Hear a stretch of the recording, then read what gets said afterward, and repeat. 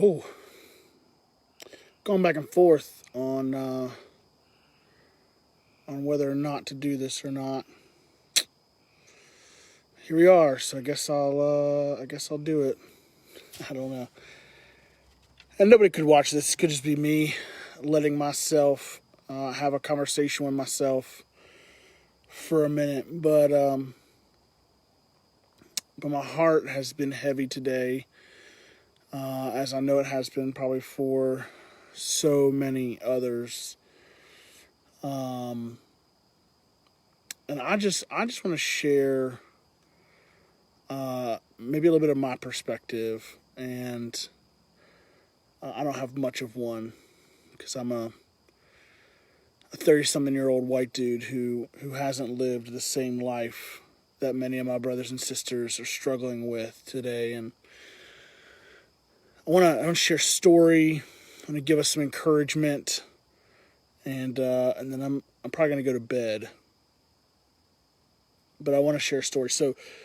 So back in 2010, maybe it was 2009. Yeah, it was the December of 2009, right before we got married.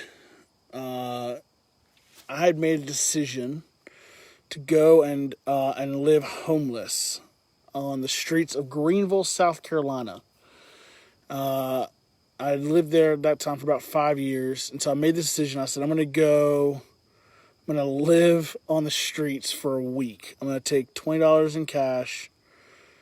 I'm going to take an extra pair of socks and a couple of books. I ended up reading 2 really good books a couple of times that week. I read John Piper's book, Don't Waste Your Life. And I read C.S. Lewis's book, The Screwtape Letters. Both books I feel like are really pertinent for right now. One, as believers, are we wasting our lives with the opportunity that we have, the platforms we have, the influence we have to make change, or are we wasting them? And Screwtape Letters, so powerful. If you've never read it before, I just encourage you to read it. Screwtape Letters is a story. It's a fake story C.S. Lewis created that basically tells the narrative of this demon who's trying to trick, if you will, Christians, and how easy it is to do that, to distort them or distract them. I read those books a couple of times that week. So I lived out there.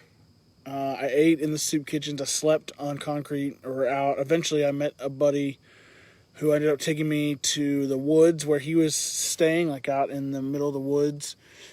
And I did that for a week. I lived out there. I went to the bathroom out there. I did showered in the sinks of the public bathrooms as best I could.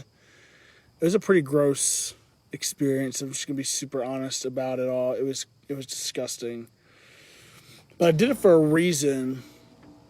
I did it because my heart broke for the very large homeless population in Greenville. And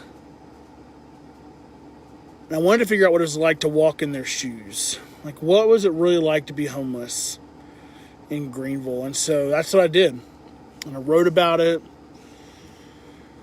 And I think about it every now and again. But I was talking to my dad today about everything that's going on. And he said, isn't this what we're talking about really just like that? Because everything that's going on right now, if we're honest about it, most of us never walked in the shoes, a day in the life of the shoes of somebody other than us. And I mean that on both sides of the coin, like, and that's hard because now it takes more work to understand each other's perspective. It takes more work to understand each other's point of view.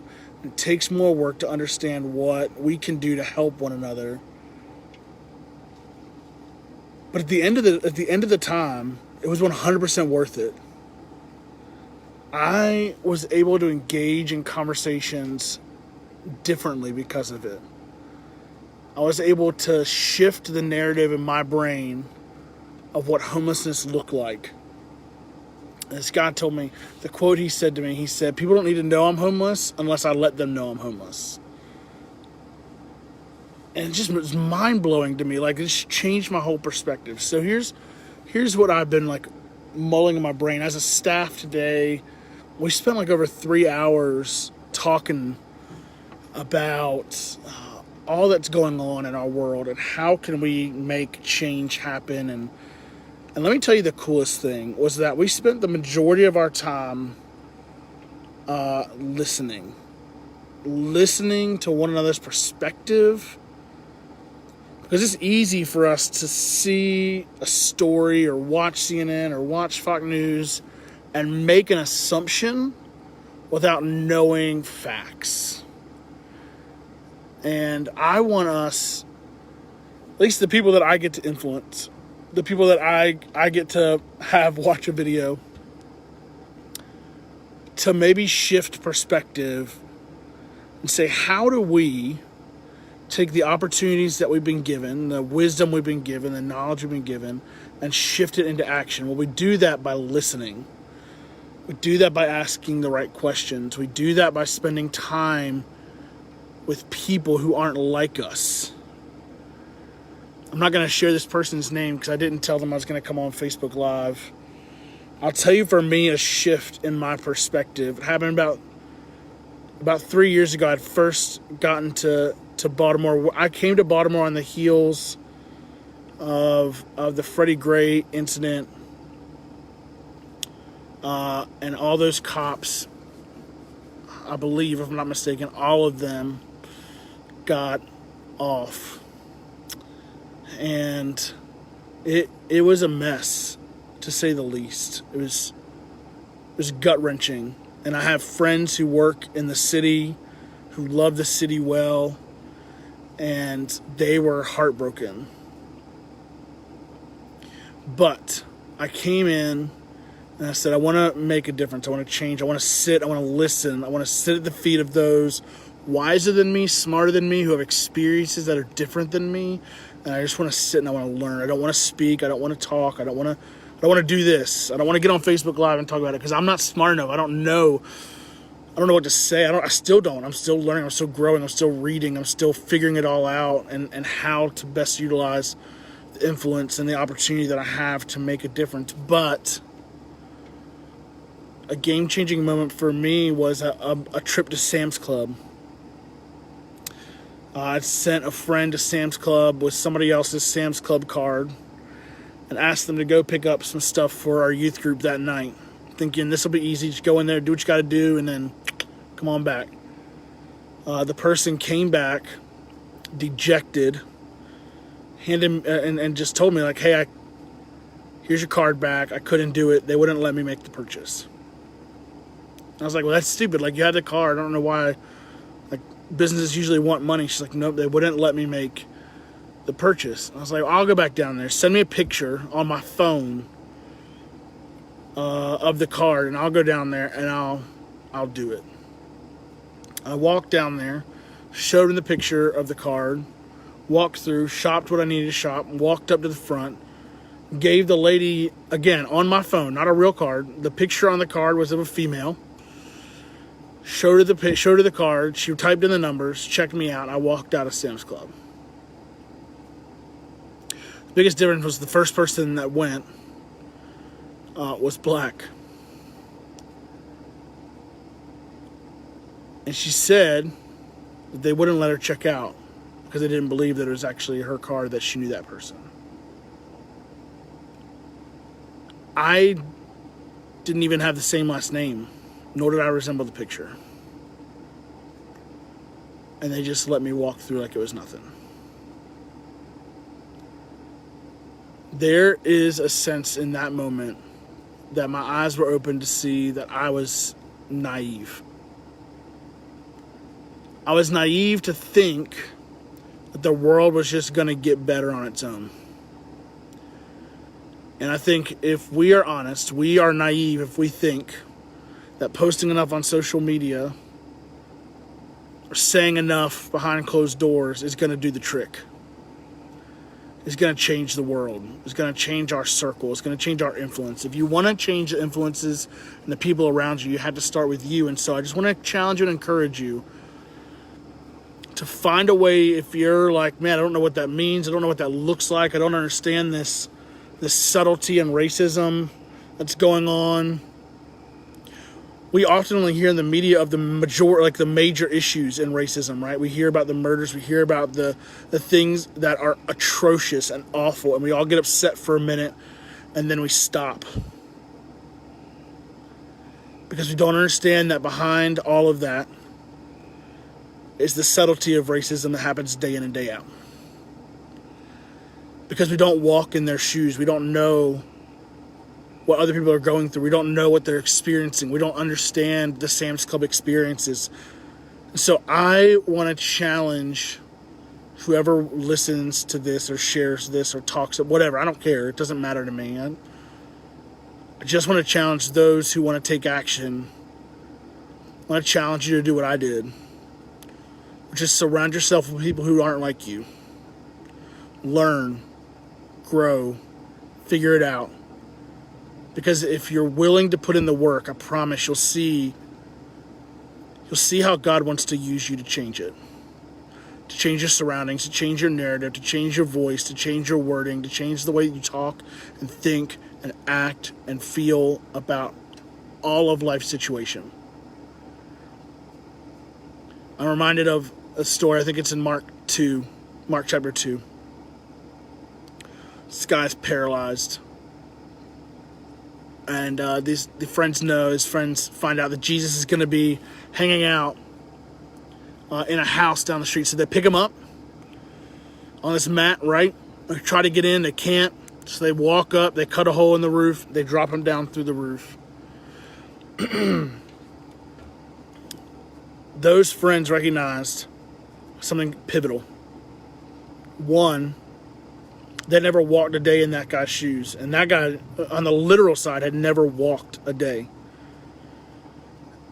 But they knew his suffering. They knew his pain. They knew his hurt. They knew his brokenness. They knew what was going on in his world. They knew his hurt. And because of that, they did whatever they could to find a solution, to fix the problem. They found a way for healing to happen. We have got to be committed to finding a way for healing, for reconciliation, for change to happen. If we're going to be honest with ourselves, we've got to know. This was said like probably 100 times today in our staff conversations. That this is not a sprint. For those of you that are like, I just want to figure out how to finish this thing quick, it's not going to happen, guys. Let's watch it. If you haven't seen Stephen Furtick and John Gray's talk, it's on YouTube. I can share a link.